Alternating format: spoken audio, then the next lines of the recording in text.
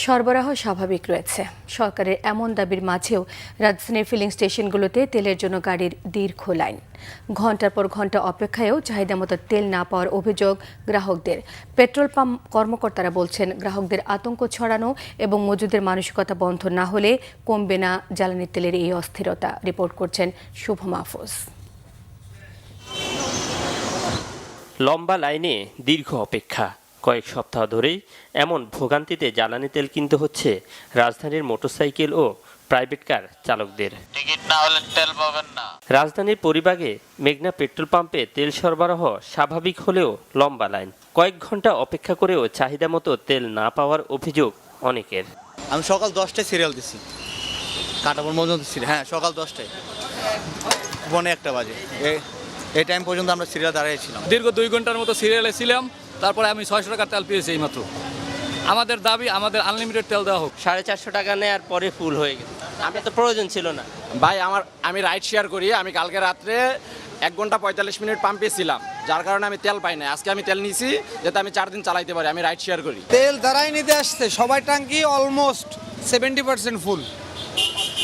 600 টাকার আমার লিমিট, 400, 450, 500 টাকা ট্যাঙ্কি ফুল হয়ে দিতেছে। কেউ যদি নেয় এইভাবে তাহলে তো আর আমাদের কিছু করার নেই, কিন্তু আমাদের প্রয়োজন দেখে আমরা আসছি। আমরা তো চাকরি করি, ড্রাইভারি চাকরি করি, ঠিক আছে। তা আমাদের একটু বেশি নিয়ে রাখতে পারলে আমাদের জন্যই ভালো। পেট্রোল পাম্পের কর্মকর্তা ও কর্মচারীরা জানান, অনেকে চাহিদা না থাকলেও তেল নিতে আসেন। সংখ্যায় এরা 60%-এরও বেশি। সরেজমিনে এর সত্যতাও মিলে। মোটরসাইকেলে 3 লিটার দেওয়ার পরে মোটরসাইকেল ফুল, তাও তেল নিচ্ছে। গাড়িতে আমরা 10 লিটার করে দিচ্ছি, তারপরও 5 লিটার যাওয়ার পরে ফুল। মানুষের যেই প্রবণতাটা সৃষ্টি হয়েছে এই প্রবণতা থেকে বেরিয়ে আসতে হবে। না হয় এই দীর্ঘ সারি, এই মানুষের ভিতরে গুজব, এটা কমবে না।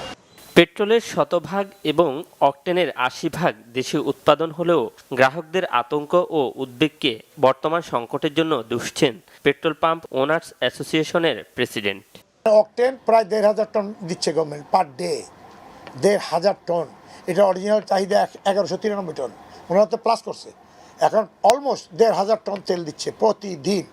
তো 1,500 টন যে প্রতিদিন দিচ্ছে, মানুষ তো চাইতেছে 6,000 টন। এই 6,000 টনের বেটা আনবে থেকে? কাজে সরকারের দোষ দিয়ে লাভ নেই, আমার দোষ দিয়ে লাভ নেই। এটা মানুষের প্যানিক ব্যাংক টেন্ডেন্সি থেকে বেরোতে হবে, হোল্ডিং টেন্ডেন্সি থেকে বেরোতে হবে। জ্বালানি তেলের এই পরিস্থিতি মোকাবেলায় সরকারকে দ্রুত কার্যকর পদক্ষেপ নেয়ার আহ্বান সংশ্লিষ্ট সবার। শুভ মাহফুজ, বাংলা ভিশন, ঢাকা।